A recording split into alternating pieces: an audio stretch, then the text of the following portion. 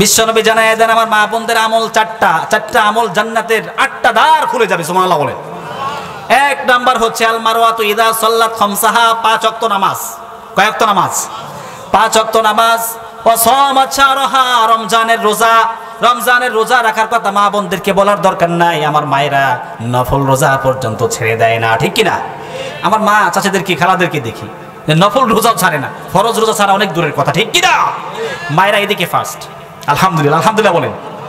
আমার মায়েরা 5 ওয়াক্ত নামাজ পড়বে, রোজা করবে। এরপরে ওয়াহসানাত ফারজাহা, সতীত্বের হেফাজত করবে।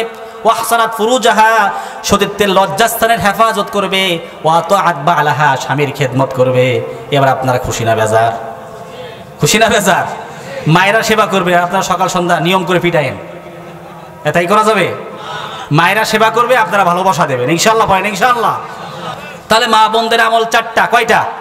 এক নাম্বার আল মারওয়াতু ইদা সাল্লাত খামসাহা, 5 ওয়াক্ত নামাজ। ওয়া সামাত শাহরাহা, রমজানের রোজা। ওয়া আহসানাত ফারজাহা, সতীত্বের হেফাজত। ওয়া আতাআত বালাহা, স্বামীর খেদমত। এই 4টা আমল যে করতে পারবে, আমার নবীজি জানায়া দেন ফালতাদখুল মিন আইয়াবিল জান্নাতি শাআত। যারা 4টা আমল করতে পারবে, আমার নবীজি জানায়া দেন তাদের জন্য জান্নাতের 8টা দরজা উন্মুক্ত করে দেওয়া হবে।